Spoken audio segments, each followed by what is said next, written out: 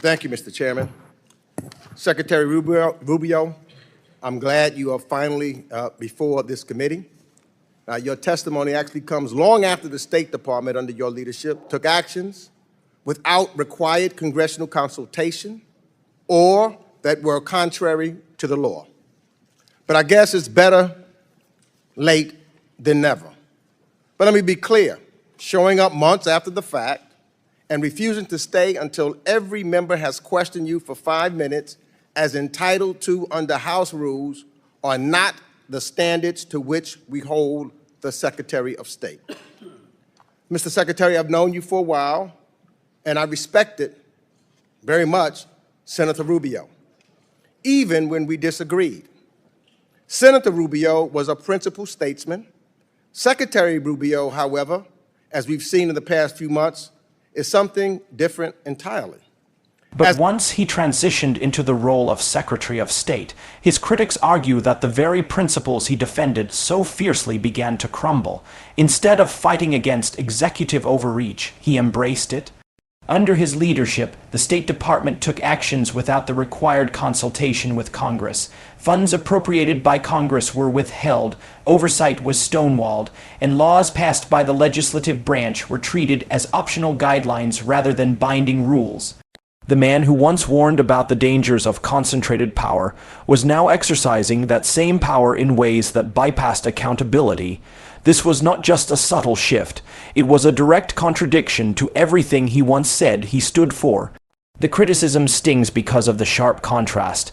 The senator who claimed that short-term gains should never come at the cost of moral clarity is now accused of sacrificing both democratic values and trust in pursuit of political expediency. As a senator, you spoke often and forcefully about the dangers of executive overreach.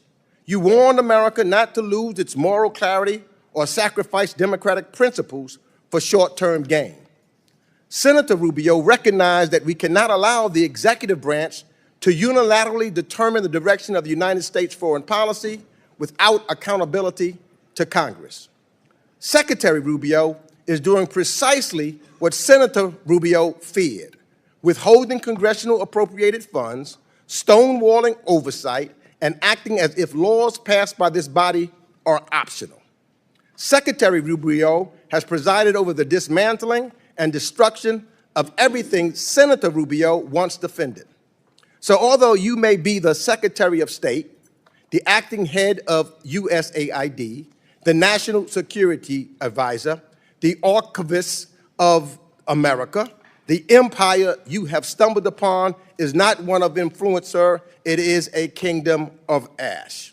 Senator Rubio himself once acknowledged this, describing foreign aid as one of the most cost-effective ways to advance U.S. security and economic interests. He argued that diplomacy and development programs were essential to preventing conflicts, countering extremism, and competing with rising powers like China. Yet, as Secretary of State, he defended unprecedented cuts that stripped away those very tools. The consequences of such a hollowing out were immediate and severe. Food aid rotted on shelves while communities went hungry, medicine sat undistributed while preventable illnesses spread, and nations that once looked to Washington for partnership began to question America's reliability. The effects of these cuts were not just humanitarian, they were strategic. As America pulled back, rivals like China stepped in with investment, infrastructure projects, and development support. Where America once used soft power to cultivate influence, China filled the vacuum with its own vision of global leadership. By gutting the foreign affairs budget, Rubio did not simply reduce spending. He undermined the very mechanisms that allowed the United States to compete on a global stage. Diplomacy without resources is little more than rhetoric, and in this case, the rhetoric clashed sharply with the reality of retreat. The damage also extended to America's moral standing. For decades, the U.S. had built its reputation on a blend of strength and compassion, combining military power with humanitarian outreach. By turning away from these commitments, the image of a nation willing to lead through partnership and generosity began to erode. Allies who had long relied on U.S. assistance questioned the stability of those relationships, and adversaries celebrated the decline of a powerful rival's global presence. So I ask, was it worth it? Was it worth it to allow the near extension of U.S. foreign assistance and USAID, which Senator Rubio said, and I quote, is a very cost-effective way not only to export our values and our example, but to advance our security and our economic interests? And lie is exactly what this administration has done again and again. Each time Elon Musk and his department of arsonists brag and mislead the American public about massively inflated savings or lie about the programs they have cut and their purpose, they're not telling you about the food that rotted on the shelves while people went hungry, or the medicine that was undistributed to children needlessly suffering, or the trust that was lost by your actions. But I believe you know better, because you've said as much, and yet here we are. In 2022, Senator Rubio warned about the urgent and growing threat posed by China and called for a fully funded State Department and USAID.